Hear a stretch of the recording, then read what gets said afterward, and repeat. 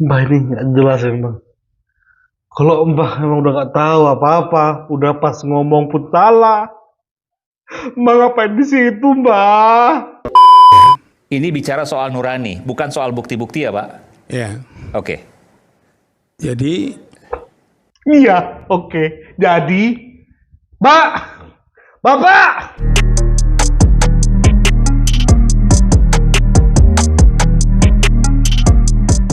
Hai guys, bersama Boy. Kita belum melihat secara utuh yaitu ungkapan dari purnawirawan yang pengen Gibran itu dilengsarkan. Ada dua orang yang hadir di acara Rakyat Bersuara ya. Kita bahas ini soalnya mereka mengungkapkan kenapa mereka benci Jokowi dan kenapa mereka pengen Gibran itu dimakzulkan. Dan terakhir Prabowo akan menyampaikan sesuatu hal kepada para purnawirawan. Ini harusnya sih ketampar-tampar semua ini. Orang-orang yang pengen Gibran itu dilengsarkan. Kita bahas di dia resmi. Saya sedang menggali informasi dari Pak Samsu. Ijazah, oke ijazah karena masih pro kontra saya nggak bahas itu dulu. Tapi pertanyaannya MK kan kalau saya harus fair juga nih. Kalau bicara MK, artinya kan bukan Wapres Gibran sendiri. Pak Prabowo kan juga menjadi satu kesatuan di dalam proses pencalonan waktu itu. Kalau yang disalahkan Wapres Gibran, ya nggak adil dong. Itu kan logika yang kemudian muncul. iya betul. Tapi terus terang aja, kalau lihat sejarahnya ya, kenapa Pak Prabowo bisa jadi presiden itu juga gitu. Ini kan terus juga presiden ketujuh sama Pak Prabowo kan. Pak Prabowo siap saya dukung jadi presiden. Tapi anak saya jadi wakilnya. Itu percakapannya. Ya itulah saya nggak tanya Pak Saidi dulu tahu juga tuh. Enggak, tapi Anda bisa mengatakan seperti itu gimana, Pak Samsu? Ya makanya itulah saya bilang gitu. Ya oke. Apa ya? Siap. Makanya terjadilah itu kan. Oke, ini kira-kira dialog imajiner mungkin. Ya. Oke, tapi Mbah, udah ngopi di rumah Mbah? Udah baca koran? Aduh. Kalau cuma imajiner, kenapa ngomong di sini loh Mbah? Mending ngudut ngopi di rumah Mbah. Mbah pas ke tersudutkan bilang, coba tanya Set Didu. Ya Set Didu udah pasti menghina Pak Jokowi dia Mbah. Oh my god. Coba denger lagi bahwa guys. ada permasalahan Anda melihat di situ. Tapi bahwa secara hukum positif tata negara itu kemudian tidak mungkin dilakukan. Oh, kalau mengenai hukum tanyakan nanti sama beliau tuh. Oke. Saya ke Bung Said dulu deh sebelum ke sisi kanan. Mbah ini nggak jelas emang. Kalau Mbah emang udah nggak tahu apa-apa, udah pas ngomong pun salah. Mbah ngapain di situ Mbah? Oh my god. Mbah udah nggak tahu apa-apa, tapi pengen Gibran tuh dimakzulkan. Ini maksudnya apa sih Mbah?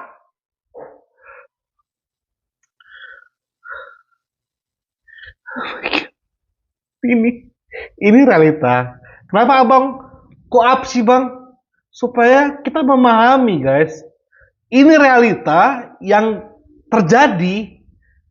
Mereka hanya memakai istilah purnawirawan yang dihormati sama Prabowo. Prabowo itu orang menghormati banget seniornya dia. Aku kalau ngomong Prabowo menghormati seniornya, menghargai institusi TNI, aku merinding sebenarnya ketika aku baca-baca tentang beliau. Dan karena beliau begitu menghargai, dimanfaatkan guys. Oleh siapa? Oleh orang yang menghasut, yang mencoba mendoktrin pikiran para purnawirawan untuk seolah-olah ya, seolah-olah bela Prabowo. Ini seolah-olah ya. Seolah-olah bela Prabowo. Ternyata di balik itu semua mereka punya keinginan di balik itu semua. Oke, itu orang pertama Mbahku ini ya. Nah, ada juga purnawirawan yang hadir guys. Kita bahas dia. Tanya ke Pak Soeharto. Pak Soeharto, kalau tanya tadi emosional, ini kemudian mengaitkan dengan Pak Jokowi satu ya. Kemudian yang kedua bagian dari gerakan-gerakan tertentu. Ini kan ada kecurigaan ke sana. Bagaimana Pak Soeharto menjawab itu?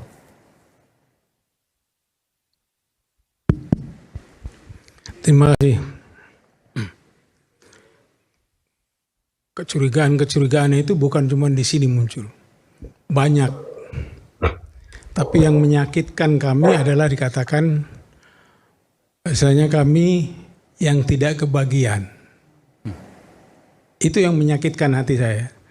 Saya mau tidak kebagian apa? Saya seorang marinir. Saya menjadi orang nomor 1 di marinir sudah. Saya sudah menjadi Irjen Depan.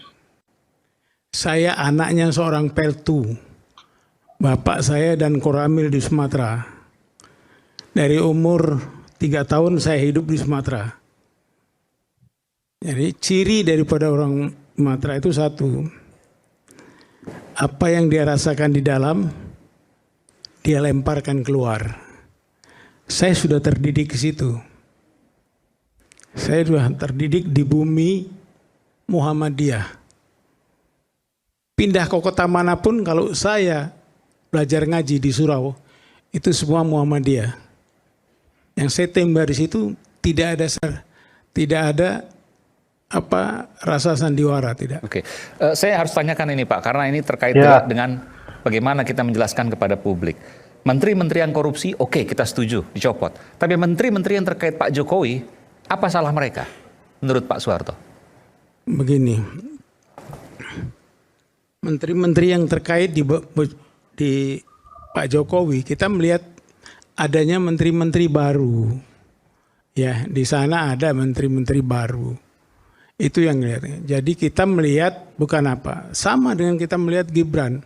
Satu hal yang tidak saya terima di sini tadi malah kepatutan. Saya tidak melihat adanya kepatutan.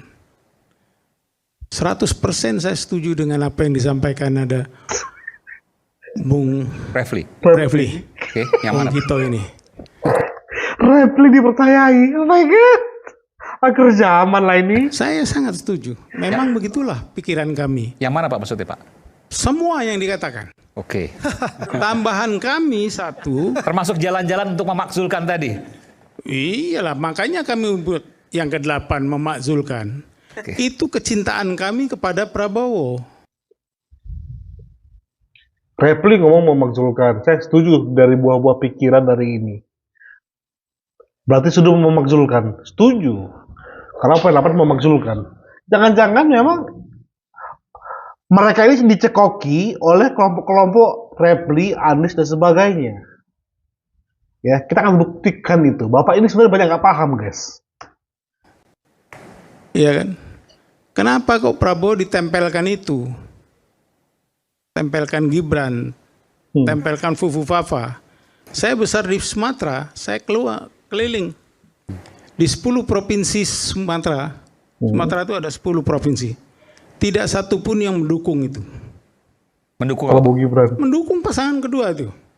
Tapi kan menang di sana Pak. Waktu pemilu. Yang bilang menang siapa? KPU. KPU Nah, datanya ada KPU semua. siapa? Kita KPU melihat siapa? secara tuntas dari mulai dasarnya. Dasarnya. Menang sudah enggak. Oke. Itu yang saya kurang bersetuju. Tapi itu keyakinan kan Pak? Karena kan di atas kertas berbeda. Atau mungkin Bapak punya bukti yang lain. Nanti keluar itu bukti. Nanti keluar. Baik. Saya sebetulnya ada yang ketinggalan, saya tidak mau. Nah itu, nah.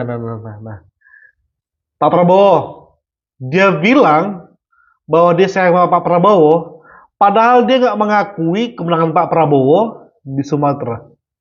Ini kayak kontradiksi nih. Kita harus tahu motifnya mereka itu apa sebenarnya. Masuk akal kan guys? Masuk akal dong. Sebelumnya dia mengatakan, ini demi kecintaan saya kepada Prabowo. Bahkan dia bilang, saya adalah salah satu pendiri dari Partai Gerindra. Gitu ya. Baru dia masuk di Sumatera, yang saya lihat, Prabowo Gibran nggak menang. Faktanya, Prabowo Gibran cuma kalah di 2 provinsi. Lalu dia kekeh, berarti gampang menebak Bapak ini. Dari mana? Dari dia pendukungnya adalah pendukung Anies. Simple aja, karena Anies yang menang di 2 provinsi Sumatera tersebut. Bagi dia mungkin ya, bahwa Prabowo Gibran menang di Sumatera Utara itu adalah skandal. Di Sumatera Selatan, Prabowo menang itu adalah skandal. Bapak, tiba-tiba Bapak ngomong masalah Bapak cinta Prabowo, mohon maaf ya Bapak ya. Ketika kalau Bapak sayang sama Prabowo, nggak gini caranya. Kalau Bapak memakzulkan Gibran, itu sama aja Bapak akan membuat celah untuk orang lain bisa memakzulkan Prabowo. Kenapa? Karena Prabowo yang minta Gibran menjadi wakilnya. Kalau Bapak tuduh Gibran memanipulasi MK, Bapak juga tuduh Prabowo terlibat di dalamnya. Nggak fair. Hentikanlah semua kebohongan bahwa ini demi cinta Prabowo. Bukan, itu bullshit. Kalian punya motivasi lain sebenarnya. Poin 8 itu panjang sekali. Oke. Oh, harusnya poin 8 panjang sekali. Panjang dengan alasan hukumnya segala macam. Ini kita tampilkan nanti poin 8 ini. Iya. Oke. Karena panjangnya kami potong. Potongannya itu harusnya saya bawa ke sini. Potongannya itu semua alasan daripada hukum. Apa bumbu Ya, Bapak? karena di tempat kami juga ada orang-orang hukum Iya. seperti Pak ini. Seperti ada mantan Hakim Agung di tempat kami menuliskan pantas nggak orang ini dijadikan Boleh sebut namanya Pak, mantan Hakim Agung keberatan? ya Namanya? boleh Boleh, silakan kalau Bapak berkenan. ya Siapa Pak? Dwi Pak Dwi. Oke. dia ikut kami karena Pak Dwi. dia anaknya Ya, Pak Dwi, teman saya juga ada Dwi namanya. Dwi Cahyo. Sebutkan namanya siapa dong? Dwi apa? Dwi Tunggal? pahlawan, bapaknya ikut bersama-sama Usman Harun. Oke. Cuman bapaknya selamat itu. KKO yang di Singapura Ya, di selalu hukum kalau gantung. nempel kepada saya itu ada selalu KKO ya. Ya. Tapi bukan Nono. Nono sama Nono bagi saya bukan KKO. ya. Nggak ada di mata kami itu KKO itu. Ya. Mata duitan nggak ada. Tapi intinya Pak, bahwa ada hal yang memang diyakini oleh Bapak terkait menteri-menteri Jokowi tadi. Ya. Ini bicara soal nurani, bukan soal bukti-bukti ya Pak? Ya. Oke. Jadi Iya, oke. Jadi, Bapak, kalau Bapak nggak ada bukti, cuma nurani doang, stop lah Pak. Ya, kasihin Prabowo. Dia ini sedang menyiapkan langkah besar buat Indonesia. Bapak kalau memang mengaku sleting sama Prabowo dalam hal gelar, walaupun dalam hal senior, Bapak lebih senior, Pak, berhentilah. Prabowo ini pengen melesat bersama Indonesia. Kalau Bapak cinta Prabowo, tolong Pak, usaha Bapak ini gak akan berhasil, percaya sama saya. Bahkan akan membawa Prabowo akan kesulitan memanage Indonesia ini semakin maju karena harus menyelesaikan ini gejolak-gejolak yang di dalam intern dulu. Capek jadi Prabowo Pak. Ya, oke, kita langsung aja skip aja Bapak ini. Ternyata semua hanya dari hati nurani dia. Ingat dia bilang apa? Dia dari Muhammadiyah. Kalau udah bicara Muhammadiyah, mohon maaf ya, Muhammadiyah dan beberapa orang, mohon maaf ya kalau salah ya, juga terafiliasi dengan HTI-EPI. Berarti memang sah lah Bapak ini memang pendukung Anies Baswedan. Langsung aja ke pidato Prabowo yang menampar banyak orang harusnya. Ini dia.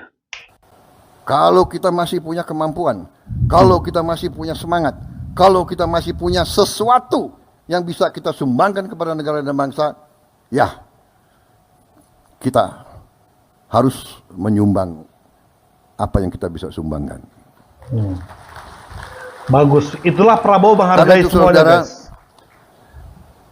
kita hargai semua sikap, semua pendapat, Nah, hargai Prabowo. tapi tentunya Tentunya. kita harus belajar dari sejarah. Yes. Kita harus lihat kenyataan. Lihat kenyataan yang sedang berlaku. Bahwa di dunia ini sekarang, ya, Hanya yang kuat yang survive. Ini fakta dan kenyataan. Negara-negara yang tidak kuat punah. Kenapa dia punah? Dia tidak mampu bertahan. Kenapa dia tidak mampu bertahan? Karena dia tidak bisa mengamankan sumber-sumber kekayaan dia sendiri. Kalau suatu bangsa tidak bisa menguasai sumber kekayaan sendiri, bangsa itu miskin. Sangat sederhana. Saudara-saudara sekalian. Dan kita harus mengerti, mantan prajurit-prajurit ini harus mengerti. Perang kita tidak inginkan. Perang dahsyat. Tapi kadang-kadang kita dipaksa untuk perang. Kita dipaksa. Kalau kita tidak berani ambil keputusan untuk perang, tidak kita merdeka. Karena Belanda tidak mau memberi kemerdekaan kepada kita. Sama sekarang. Kita lihat apa yang terjadi di dunia ini. Ya. Yang kuat akan memaksa yang lemah. Karena itu saudara-saudara, saya sampaikan di mana-mana, kita harus sadar bahwa Indonesia selalu akan diganggu dan sedang diganggu. Kita tidak mau ganggu bangsa lain. Sedang diganggu. Ingat istilah-istilah orang lain. Yaman sedang pengen menguasai Indonesia. Ya, ini sudah diperangi oleh Kang Deddy di Jawa Barat. Yaman, Balawi sedang diperangi. Diperangi itu bukan dalam arti harus ini ya, tapi membasmi, yaitu pengaruhnya yang di Jawa Barat, pengaruhnya yang mendoktrin pikiran-pikiran warga Jawa Barat. Ya guys. Dan di Indonesia tahu siapa pemilik Tempo? Tahu dong, George Soros. George Soros. Dia yang punya Tempe. 25% sahamnya adalah milik George Soros. Dan 25% memang kecil, tapi di Tempe itu terbesar. Tahu kan jejak digital George Soros pengen buat keributan di mana-mana. Yang terbaru di Indonesia alamin adalah masalah ijazah, masalah purnawirawan. Oh my god, kasihan Pak Prabowo, kasihan. Aku kasih sama dia guys. Dia pengen maju, ya malah diserang sama sekitarnya. Oh my god. Tapi bangsa lain mengganggu kita. Kenapa? Karena kita kaya. Kita punya nikel terbesar di dunia. Kita punya boksit ke-6 terbesar di dunia. Kelapa sawit kita terbesar di dunia. Jangan kita anggap enteng kelapa sawit. Kelapa sawit sekarang sudah menjadi komoditas kritis, strategis. Setiap saya kemana, negara-negara mana, mereka minta, yang mulia, tolong kelapa sawit Indonesia kalau bisa prioritas kepada kami. Mesir, Pakistan, India, bahkan Eropa. Ternyata dari kelapa sawit ada 65 atau 67 produk. Di antaranya kita bisa bikin BBM dari kelapa sawit. Negara kita sesungguhnya tidak perlu import BBM sama sekali dari manapun. Dan kita harus tahu, kita import BBM hampir 40 miliar dolar satu tahun. Padahal kita sebenarnya tidak perlu import. Dan saya, dalam pemerintahan yang saya pimpin, saya bertekad bahwa Indonesia dalam 5 tahun akan datang harus swasembada BBM, harus swasembada energi. Yo guys, saya minta kepada semua ya, kalau kalian para purnawirawan memang cinta Prabowo, Inilah tujuan Prabowo. Jangan ada anak bangsa yang terpecah.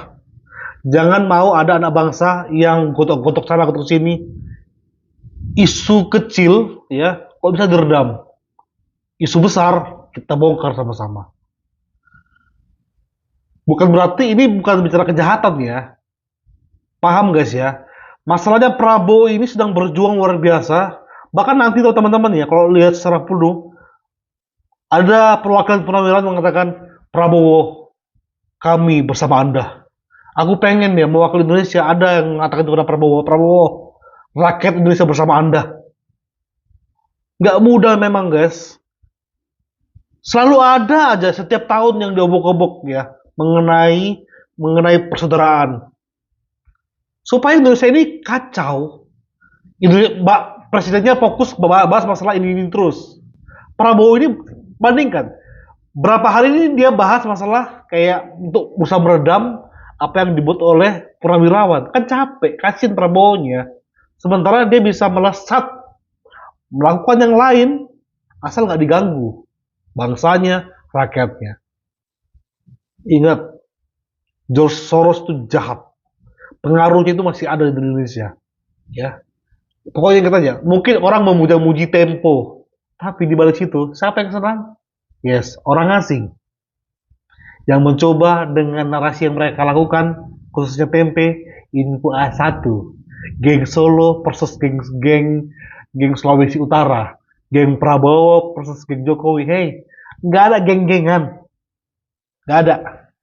Jokowi Prabowo 1, titik, nggak boleh ada yang mengganggu-gugat. Jadi bang, siapa mataharinya bang? Matahari jangan tanya lagi siapa mataharinya. Matahari adalah Presiden Indonesia. Tapi dalam hal kesatuan, supaya nggak ada perpecahan, Jokowi Prabowo 1. Jokowi akan sepenuhnya mendukung apapun keputusan Prabowo. Seperti halnya Prabowo yang 5 tahun belakangan mendukung sepenuhnya Jokowi. Para perwirawan seharusnya ketika melihat ini sadar ya. Yuk rapatkan barisan para purnawirawan. Jangan mau diadu domba, jangan mau didoktrin. Percayalah, Prabowo bersama wakil yang tepat, wakil yang mewakili anak muda untuk Indonesia emas. Thank you guys. Bye bye.